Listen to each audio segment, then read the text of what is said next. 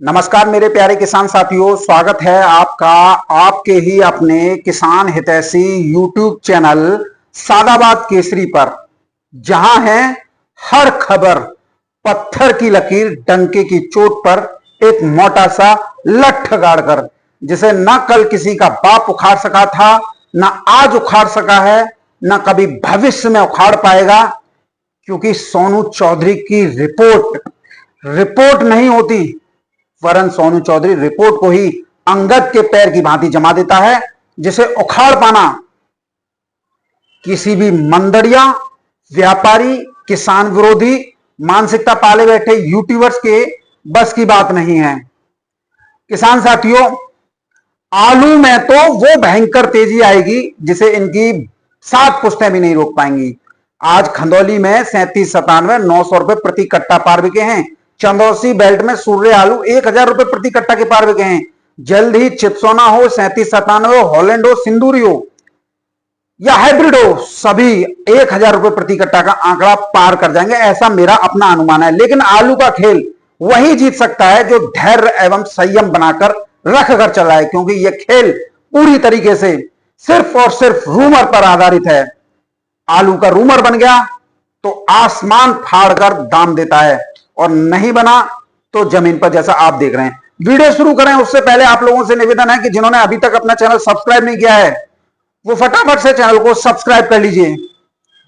Video WhatsApp Facebook ग्रुपों में अनिवार्य रूप से शेयर करना शुरू कर दीजिए, और ऐसी गर्द उड़ा दीजिए ग्रुपों में कि लोगों की रातों की नींद और दिन का चैन हराम हो जाए। और लाइक तो ऐसे ठोका कीजिए जैसे कील ठोक रहे हैं। किसान साथियों, यदि हम ज्योतिष शास्त्र पर विश्वास करें तो शुक्र ग्रह जैसे ही मिथुन राशि में प्रवेश करेगा, वैसे ही आलू में भयंकर तेजी बन जाएगी, और उसके बाद आलू के भाव में 1 रुपए की भी गिरावट नहीं होगी, बल्कि ऊपर ही चलेगा। यह प्रवेश करेंगे किसान साथियों जुलाई 2025 से तृतीय सप्ताहांत में। ग्रह, नक्षत्र और गोचर भी इस ओर इशारा कर रहे हैं। उससे पहले आलू के भावों में 50-100 रुपए प्रति पैकेट ऊपर या नीचे चलते रहेंगे। आप चाहें तो शास्त्रों का अध्ययन स्वयं भी कर सकते हैं और खुद देख सकते हैं क्या शास्त्र कह रहे हैं। इधर किसान साथियों, मानसून ने भी रफ्तार पकड़ लिया, और मानसूनी सीजन की भारी बारिश दलहन, तिलहन और हरी सब्जियों की फसलों पर कहर बनकर टूट रही है, जिससे फसलों को बड़े पैमाने पर नुकसान पहुंच रहा है। जितना पानी खेतों से किसान निकाल नहीं पाते, उससे तो कहीं ज्यादा जो है आसमान से पानी बरस जाता है, जो फसलों के लिए काल का गाल बन रहा है। फसलों में फंगस व अनेक प्रकार की विषाणु और जीवाणु जनित बीमारियां उत्पन्न हो रही हैं। जिधर भी देखो उधर ही बर्बादी का मंजर साफ नजर आ रहा है। हरी सब्जियों का कटोरा कहे जाने वाले किसान साथियों, नॉर्थ ईस्ट, दक्षिण मध्य, महाराष्ट्र के सहित गुजरात, राजस्थान आदि राज्यों में हरी सब्जियों के खेत, तालाब बने हुए हैं। बड़ी विचलित कर देने वाली मार्मिक तस्वीरें जो है सामने व्हाट्सएप फेसबुक ग्रुपों में आ रही हैं, जिनसे हृदय जो है बैठा जा रहा है। वहीं यह बारिश दलहन फसलों को भी चौपट कर रही है। देश में पहले से ही दालों की कमी चल रही है। सरकार विदेशों से दालें मंगाकर कीमतों को नियंत्रित करने का प्रयास कर रही है, जिसके लिए मिडिल ईस्ट के देशों, अफ्रीकी देशों से दालों का निरंतर आयात भारत सरकार को करना पड़ रहा है।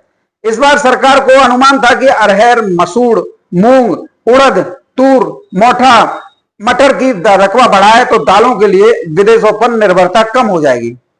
लेकिन सरकार की उम्मीदों को करारा झटका जब लगा, जब भारी बारिश ने सारा कुछ जो है तहस नहस कर दिया। तिलहन फसल, जिनमें सोयाबीन, मूंगफली, सूरजमुखी, तिल, जो सरकारी सब्सिडी के अभाव में पहले से ही दम तोड़ रहे थे, वो अब भारी बारिश से 100% खत्म हो गई है।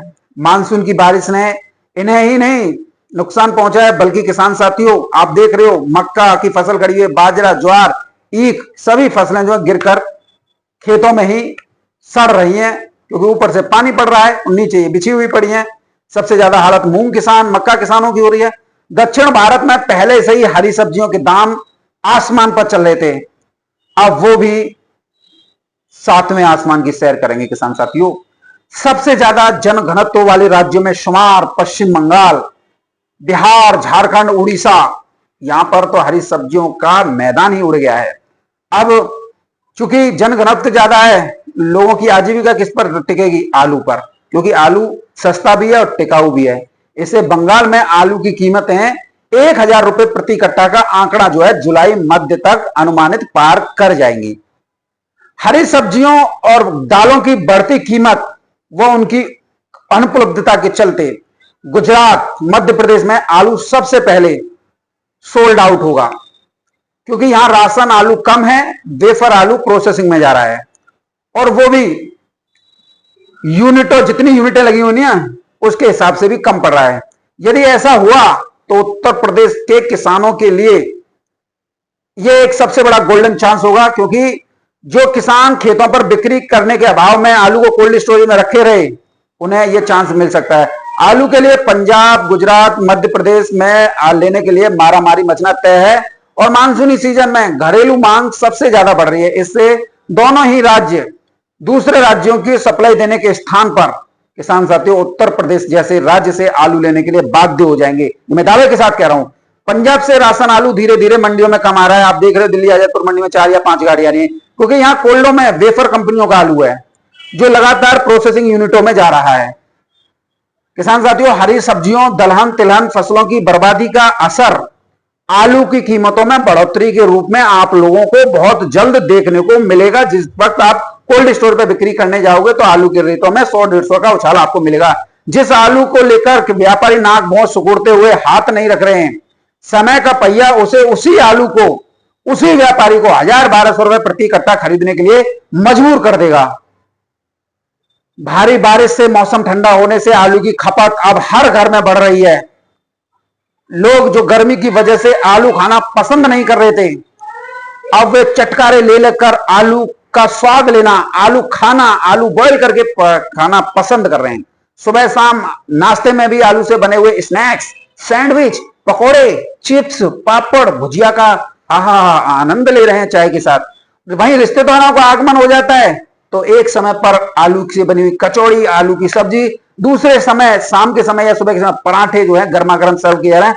अब ऐसा कोई घर नहीं बचा है जहां आलू नहीं खाया जा रहा हो। अब अगले महीने 1 तारीख से स्कूल कॉलेज भी खुल जाएंगे, लाइब्रेरी भी खुल जाएंगी, तो बच्चे जो आलू खाने के शौकीन होते हैं, टिफिन में आलू राजा ठाठ से विराजेंगे। तो वहीं कॉलेज और लाइब्रेरी के बाहर रेहड़ी पटरी वालों की तो बाहर आ जाएगी। रेस्टोरेंट, कैफे में आलू फास्ट फूड के रूप में परोसा जाने लगेगा। मानसूनी सीजन से शुरू हुआ आलू खाने का, आलू का स्वाद चखने का यह सिलसिला चैत्र शुक्ल महीने तक जो है चलता है। हरी सब्जियों में सब्जी ना हो तो अकेले ही स्वादिष्ट आलू की सब्जी बना लो, वही अच्छी बन जाती है। तो खपत तो बढ़ेगी। आलू कोल्ड स्टोरेज से कम ही होगा। वैसे भी हमारे देश की जनसंख्या 1.5 अरब के आसपास है। देश में आलू ऐसे सफासेट हो जाएगा जैसे हाथ पर चूरन हो और ऊपर से फूंक मार दो, यह हालत होगी। अभी देखना, अभी तुम जो है आलू में तेजी का सबसे बड़ा कारण रहेगा साल की सीजन के साथ आने वाले त्योहार, जो आलू की खपत को बढ़ाएंगे, क्योंकि नवंबर तक कोई नई फसल मार्केट में नहीं होगी, चाहे वो हसन हो या मंचर, क्योंकि भारी बारिश चाहे कर्नाटक ले लो, महाराष्ट्र ले लो, सब जगह हो रही है। इधर बड़े पैमाने पर आलू का वैश्विक निर्यात भी हो रहा है। जैसा आपको मैंने ग्राउंड जीरो पर कोल्ड स्टोरेज के अंदर जाकर A to Z जानकारी देकर माफिया बच्चों करने वालों की बोलती बंद कर दी। जो लोग कहते हैं ना आलू का निर्यात नहीं हो रहा है, मैंने इन सालों के मुंह में मोटा सा बांस ठोक दिया। दक्षिण भारत की प्रमुख लोकल आलू की फसल जो कर्नाटक और तमिलनाडु के पहाड़ी इलाकों में लगाई जाती है, पठारी इलाकों में भी लगाई जाती है। इस साल भारत में मानसून 10 दिन पहले आया था। उसने तमिलनाडु, कर्नाटका, कराईकल, आंध्र प्रदेश में सारी फसलों को तहस नहस कर दिया। खेत तालाब बन गए, पठारी खेतों में मिट्टी कटान होने से तैयार खत्म हो गए, और बीते 1 महीने से पड़ रही भारी बारिश ने हसन, चिकमंगलुरु, बेलगावी और मैसूर, धारवाड़ आदि इलाकों में आलू किसानों की हालत पतली कर दिया है। बारिश ऐसी है जो कभी देखी नहीं गई अभी तक के रिकॉर्ड में। इससे यहां बड़े पैमाने पर आलू बीज सड़ने से करोड़ों रुपए का नुकसान पंजाब हरियाणा के बीज कारोबारियों को हुआ है। वो इससे 2-3 साल में उबर भी नहीं पाएंगे, उन्हें बीज वहीं फेंक कर आना पड़ा है। वेफर कंपनियां जिन्होंने आलू लगाने का रिस्क उठाया, जिसमें बताया गया, आज एक अखबार में भी छापा है, एक यूट्यूबर ने बताया 3.25 लाख पैकेट लगा। और किसान साथियों, वो खेतों में जमा पानी की वजह से सड़ रहा है, जाके यूट्यूबर निकल रहा है, जो अखबार है आलू संदेश वो उसका एडिटर जाके निकाल रहा है। कंपनियों को लाखों रुपए की चोट लगी है, वहीं किसानों को कुछ नहीं मिला है। वैसे भी हसन में आलू लगाना मुश्किल भरा काम है, क्योंकि यहाँ पर पूरी खेती मौसम पर आधारित है। अगर बारिश ज्यादा हो गई तो ये बर्बादी का कारण बन जाती है, अगर धूप अच्छी निकल आई, गर्मी ज्यादा होगी तो भी बर्बाद हो जाती है। यहाँ के किसान आलू के स्थान पर अब शकरकंद, अदरक, हल्दी, गन्ना, जीरा आदि की बुवाई कर रहे हैं, लेकिन इस समय पर वो भी भारी नुकसान में है। ऐसे में यहां आलू नहीं लगने का फायदा आप आगरा आलू किसानों को एक बहुत बड़े स्तर पर होगा। दक्षिण भारत में जब से यह खबर सामने आई है, वैसे ही यहाँ के आड़तियों के चेहरे जो हैं खिल उठे हैं। अब उन्हें लोकल आलू, जिसे हसन आलू बोला जाता है, ढूंढना नहीं पड़ेगा, क्योंकि उसकी क्वालिटी बहुत ज्यादा खराब होती है। अब उन्हें कोल्ड स्टोरेज का चमकदार, मजबूत 37-97 आलू बिक्री करने का मौका मिलेगा, जिससे किसानों से लेकर व्यापारियों को भी 2-4 पैसे का फायदा होगा। और आगरा कोल्ड स्टोरेज तो अपने आप में ही गढ़ और राजधानी के नाम से विख्यात है, और 37-97 आलू, तो इसके तो दामों में ऐसी वृद्धि होगी जिसे किसी का बाप भी नहीं रोक पाएगा। वैसे भी इस बार कोल्ड स्टोरेज में आलू कम ही आया था, क्योंकि पैदावार भी पिछले साल के मुकाबले 15 से 20% कम थी। इधर आलू की गिरती कीमतों से घबराहट में आकर किसानों और व्यापारियों ने बड़ी मात्रा में आलू को मंडियों को लोडिंग कर दी, जिसकी भानगी आपने मंडियों में अंधाधुंध लोडिंग के रूप में गाड़ियों की देखने को मिली। किसान साथियों, साउथ मंडियों में आलू फरवरी तक चाहिए, और ये चाहिए नहीं, अनिवार्य रूप से चाहिए। अब कैसे हो, स्थितियां तो बहुत ज्यादा जटिल हो रही हैं, विपरीत हो रही हैं। जो कोल्ड स्टोरेज फरवरी तक चलते थे वो अक्टूबर नवंबर तक ही चलेंगे, क्योंकि कोल्ड स्टोरेज में इतना आलू है ही नहीं जितना ड्रामा मंदड़ियों, किसान विरोधी लोगों और दलाल कोल्ड मालिकों ने अपने स्वार्थ के लिए रचा था, कीमतों को गिराने के लिए।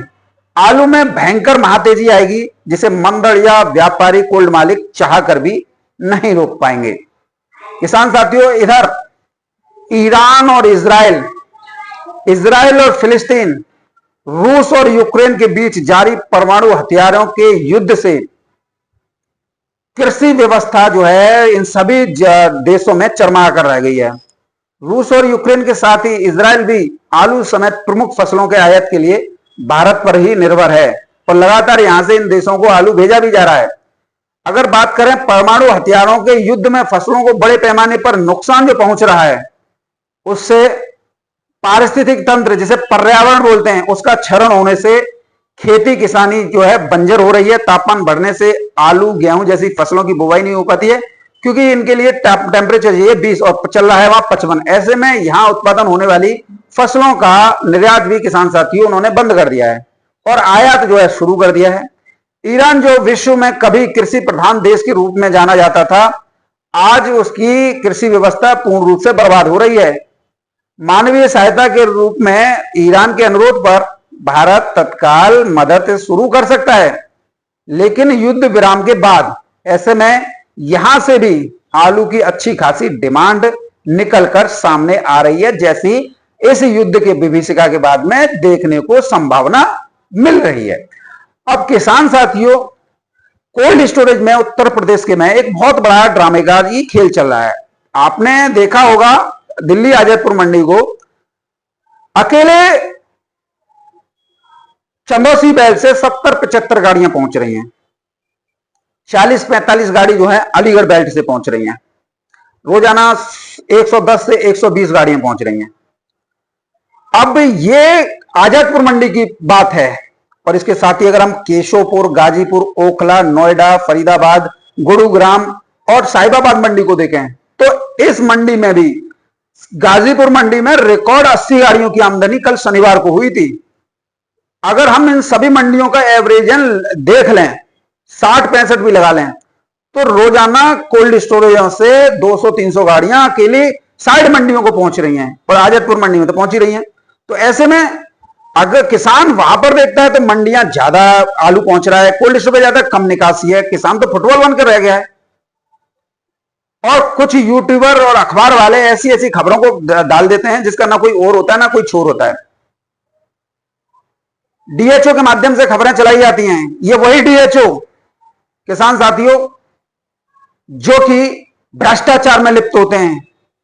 मैं अपने ही जिले की बता देता हूं, मेरे जिले में 160 के आसपास कोल्ड स्टोरेज हैं, 60 के लाइसेंस हैं जो नवीनीकरण हुए हैं, 100 डीएचओ की मेहरबानी से चल रहे हैं। और डीएचओ की मेहरबानी आप सभी जानते हो, पैसे लेकर। तो क्या कोई डीएचओ अपनी कलम को फंसाएगा या जो उसकी इनकम जो अपनी उसकी जेब में आ रही है उसको जो है खराब करेगा? कतई नहीं करेगा। जैसा कोई कोल्ड मालिक बोल दे वैसा ही डीएचओ जो है बोलना तोते की तरह रटना शुरू कर देते हैं। जबकि होना यह चाहिए कि सभी जितने भी कोल्ड स्टोरेज हैं सभी के लाइसेंस हर साल नवीनीकरण होने चाहिए। जो पैसा नवीनीकरण के लाइसेंस के रूप में आता है वो राजकोष में जमा होना चाहिए। और डीएचओ को चाहिए कि वो अपनी टीम के साथ में प्रत्येक जितने भी कोल्ड स्टोरेज हैं उनका आवक, डेली निकासी और उसका डाटा जो है अपने पास रखें, तब निकासी की रिपोर्ट दें। निकासी चल रही है उत्तर प्रदेश में 27%। और अखबारों के माध्यम से डीएचओ या वो किसानों के अंदर घबराहट फैलाने के उद्देश्य से 12 से 15% ही बता रहे हैं। जिस मंडी में 120 गाड़ियों की आमदनी और जिन साइड मंडियों में 70 गाड़ियों की आमदनी, तो फिर आलू विदेशों से आ नहीं रहा है या दूसरे ग्रहों से आ रहा हो तो बताओ। या तो कोल्ड स्टोरेज से रहा है तो निकासी कम कैसे हो गई? कर्नाटक की बेंगलोर की मंडी देखो, 90 गाड़ियां पहुंच रही हैं आगरा से। और आगरा की निकासी रिपोर्ट देखो तो जितने भी माफिया हैं आलू के कारोबार से जुड़े हुए, कोल्ड मालिक हो, व्यापारी हो या मैनेजर मुनीम हो, हमारे यहाँ तो 14% की है। सालों के जूते मारने का मन करता है। ये 90 गाड़ी डेली बेंगलोर मंडी में कैसे पहुंच रही है? और जो साइड मंडी यशवंतपुरा है, दावणगेरे है और भी कई मंडियां, हुबली है, मैसूर है, चिकमंगलुरु है, इन मंडियों में 120 गाड़ियां कैसे पहुंच रही हैं जब निकासी नहीं है तो? और यहां पे साउथ की जितनी भी मंडियां हैं सब में आगरा का आलू जाता है, किसी में हाइब्रिड नहीं चलता है और वो भी 37-97 आलू चलता है। तो फिर आलू की निकासी कैसे कम हुई? इसका मतलब है साले मार खाने का काम कर रहे हैं, किसानों को डराते हैं, धमकाते हैं। इधर किसानों को आड़ती धमका रहे हैं, गाड़ियां ज्यादा आ रही हैं, इधर कोल्ड मालिक डर पा रहे हैं, अरे निकासी कम है। निकासी कम है तो मंडी में गाड़ियों की संख्या इतनी ज्यादा कैसे हो रही है? क्यों किसान जो है वहां पर दाम नहीं बना पा रहा है? कहीं ना कहीं झोल तो उत्तर प्रदेश में एक बहुत बड़े स्तर पर जो है चल रहा है, जिसे कोई भी बताने से गुरेज नहीं कर रहा है। यूट्यूबरों को चाहिए कि वो जमीनी सच्चाई निकालें, हर उस पॉइंट पर बात करें जिससे किसानों के पास उनको ये जानकारी प्राप्त हो सके कि निकासी इतनी है। लाख 2 लाख ले लिए, डीएचओ कार्यालय के बाहर खड़े हो गए, 118 कोल्ड स्टोरेज है, 11% ही निकासी है। और उसी अलीगढ़ जिले की अगर हम बात करें तो साइड मंडियों को 200-300 गाड़ी डेली जो है भेजी जा रही है लोड करके। और ये आंकड़े ट्रांसपोर्टर दे रहे हैं, 150-200 गाड़ी महाराष्ट्र की, क्योंकि महाराष्ट्र की ज्यादातर मंडियों में शुगर फ्री चलने लग गया। मुंबई हो, नागपुर हो, पूना हो, या शुगर फ्री जा रहा है। जब इतनी मात्रा में गाड़ियां निकल रही हैं तो 11% ही निकासी, ऐसा लगता है कि जहां मिले वहीं इनका जो है जूते बजा दिए हैं सिर पे। किसान साथियों, जितना भी ये आडंबर है ना, जितना भी माहौल खराब किया है ये इन यूट्यूबरों ने किया है, दलालों ने। एक ब्रांड बनकर दूसरों को फर्जी घोषित करता रहता था और कह रहा है कि आलू जो है दागी निकल रहा है, क्वालिटी खराब हो गई 3 महीने के अंदर। वाह भैया वाह, ये 11% बता रहा है। क्या बेंचो साइड काट कर लिएगा तुम दोनों ने किसानों का बेड़ा गर्क करने के लिए? अरे जो सच्चाई है उसको बताओ कि मंडियों में गाड़ियों की संख्या ज्यादा है तो फिर कोल्ड स्टोरेज निकासी कर दी। सवाल पूछो कोल्ड मालिकों से, इतनी हिम्मत तुम में नहीं है। जिस दिन तुम कोल्ड मालिकों की आंखों में आंखें डालकर, जिस तरीके से सोनू चौधरी बात करता है, अगर इस तरीके से बात करने लग गए ना तो उसी दिन से किसान अपने आलू के 1200-1300 रुपए प्रति कट्टा के दाम लेना शुरू कर देगा। हिम्मत होनी चाहिए मैनेजर मालिक और कोल्ड मालिकों की आंखों में आंखें डाल के बात करने की कि बताओ, इसका जवाब दो, कैसे इतनी गाड़ियों की संख्या 37-97 आलू की साउथ की मंडियों में, जितनी 350 मंडियां हैं, इसमें जो बड़ी बड़ी मंडियां हैं, छोटी मंडियों में तो 10-10, 15-15 गाड़ी पहुंच जाती हैं, किसी किसी में 2 गाड़ी भी पहुंचती हैं, लेकिन जो बड़ी बड़ी मंडियां हैं उनमें कैसे 90, 100, 110 पहुंच रही हैं, वो भी आगरा की और 37-97 की? जवाब दो।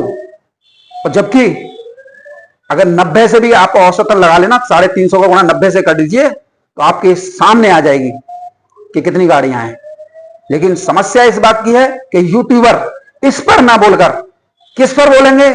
व्यापारियों को नुकसान हो रहा है, कोल्ड मालिकों को नुकसान हो रहा है, आलू हर रेट लो, हर मौके को बनाओ। क्या मतलब निकलता है इस चीज से? कोल्ड मालिक को घाटा कहां से है? ये यूट्यूबर ये बता दें, कोल्ड मालिक को घाटा कहां से है? भाड़ा 130, 100 की बोलकर 130 वसूलते हैं। खुदाई के लिए दिए गए पैसे पर ड्योड़ी ब्याज वसूलते हैं, वारदाने पर ब्याज वसूलते हैं, को आलू बेचते हैं उस पर जो है कमीशन मारते हैं, और अपना जो बेच लिया किसान का तो उस पर अलग। आलू किसान का चाहे 1500 का बिके चाहे 700 का बिके, उन्हें एक मुश्त दाम जो है मिल जाते हैं। कोल्ड इज ए बिजनेस खुद कहते हैं, तो कोल्ड मालिक तो कभी घाटे में जा ही नहीं सकता है। अब व्यापारियों की बात कर सुनो। व्यापारी जो ये बोलता है कि भाई आलू की गाड़ियां 10-10, 20-20 हजार रुपए तोड़कर ला रही हैं, कैसे ला रही हैं ये बता। तू सड़क साइकिल से और मोटरसाइकिल से व्यापार करना शुरू किया था तूने, आज तू क्रेटा फॉर्च्यूनर में घूम रहा है। आज तूने अपना जो है 200-300 गज का प्लॉट ले लिया, उसमें तूने एक अच्छा मकान बना लिया, प्लॉटिंग कर रहा है, फिर तेरे घाटा कहां से आया तेरे पास? जब तुझे इतना ही घाटा था तो जिनको घाटा होता है उनके तो खेत त्यार, घर मकान सब बिक जाते हैं, बीवी बच्चों के गहने तक बिक जाते हैं। क्या इसी तरीके से व्यापारियों और कोल्ड मालिकों की पक्ष ली जाती है? 3 दिन कोल्ड मालिकों की, 2 दिन व्यापारियों की, 1 दिन आड़तियों की। क्या आड़तियों को भी नुकसान हो रहा है? कहां से हो रहा है भाई वैभव शर्मा, हमें बताओ। ये तुम्हारी बात है ये जितनी कोल्ड मालिक और व्यापारियों की चल रही है। आड़ती जितना कम रेटों पर बेचेगा उतना ही उसे अधिक फायदा होगा, उसे अधिक कमीशन प्राप्त होगा। ज्यादा दामों पर बेचेगा तो उसे कम कमीशन प्राप्त होगा, किसान को ज्यादा दाम मिलेगा। और तीनों ही सूरतों में कोई वर्ग, चाहे वो व्यापारी हो, कोल्ड मालिक हो या आड़तिया हो, कोई नहीं चाहेगा कि किसान का आलू तेज दर पर बिके। चौथा, जिन स्टॉकिस्टों के लिए तुम लोग काम करते हो, जिन्हें सस्ती दरों पर आलू दिलवाकर घबराहट फैलाकर क्या इसमें ये हो जाएगा, इसमें ये हो जाएगा, या आलू दागी बन गया है, कलर खराब हो गया है, तो उसे कौन सा नुकसान हो रहा है? उसे तो तुम 500-600 रुपए में दिलवा और रहे हो ताकि वो 900-1000 रुपए जब भी आलू 1000 प्लस हो उसे फायदा हो जाए और बतौर कमीशन हमें ये मिल जाए। ये किसानों के प्रति तुम्हारा जो फर्जी किसान हितैषी है ना, यही तुम्हारी एक दिन बर्बादी का कारण बनेगा। मैं लिखित में दे रहा हूं तुम लोगों को। यदि तुम लोगों में इतनी हिम्मत है तो आओ मेरे साथ और आंखों में आंखें डालकर इन तीनों चारों वर्गों से बात करो और कहो कहां है नुकसान, क्यों किसानों को डराते हो? तब तो हम माने कि तुम किसान हितैषी हो। नहीं तो ऐसे तो चिलुआ तमाम घूम रहे हैं यूट्यूब पर वीडियो बनाने वाले, किसानों को बर्बाद करने वाले, किसानों को दौरे दोपहर लुटवाने वाले। यदि आज अगर आलू में 25 से 50 रुपए की प्रति कट्टा तेजी है ना, तो वो किसानों की हिम्मत और धैर्य की वजह से तुम लोगों ने तो नरक कर दिया है यूट्यूब पर। एक ने तो शुरुआत से 15-15, 20-20 दाने दिखाए थे एक पेड़ के नीचे, उसी से माहौल खराब हुआ। सबको लगा एक पेड़ के नीचे 15-20 दाने निकल रहे हैं तो 10 कट्टे का बीघा निकलता है, तो एक बीघा में अगर हम देखें तो आराम से 100-150 कट्टा तो निकल आएंगे। और निकला का 50-55 को, 50-55 का लिखा था। दूसरा छूटा तो उसने वीडियो में ये दिखाया, अरे इतना आलू निकल रहा है वैभव शर्मा, अरे कोल्ड स्टोरेज की छतों पर आलू जाएगा और उत्तर प्रदेश के क्या पूरे ऑल इंडिया के कोल्ड उत्तर प्रदेश का आलू भर देगा। तो ऐसी ऐसी बातें तुम लोगों ने की जिससे किसानों की बर्बादी तो उसी दिन लग गई थी, लेकिन वो तो किसानों की धैर्य एवं संयम था कि वो जो है अपने आलू को इस स्थिति में निकाल के ले आए कि उनका आलू आज फिर दोबारा से 900 रुपए प्रति कट्टा के पास पहुंच गया है। हाइब्रिड आलू भी 700 रुपए प्रति कट्टा के आसपास पहुंच गया है। तो ये किसानों का मनोबल है, ये किसानों की हिम्मत है, और हमें किसानों की हिम्मत और उनके जोश को आगे बढ़ाना है ताकि कोई भी किसानों के आलू पर गंदी नजर न डाल सके। बहरहाल किसान साथियों, कहने के लिए बहुत शब्द हैं, लेकिन ये लोग तो चिकने घड़े हैं, इनके ऊपर कितना भी पानी डालते रहो कोई फर्क इनके पास पड़ने वाला नहीं है। अगर इनके ऊपर फर्क पड़े तो ये जो है कदम ताल करने लग जाएं और आलू उसी दिन 1200 रुपए प्रति कट्टा का आंकड़ा जो है पार कर जाएगा। और अगर अपना आलू बेच लिया है तो ससुरे घबराहट ही फैलाएंगे, और क्या काम है। 10-10 दाने दागी दिखाएंगे, कोई कोई तो पूरा कट्टैया दागी दिखा देगा, कोई तो आलू के खेले ही खराब कर देगा। बहरहाल किसान साथी, वीडियो में मेरे साथ में इतना ही।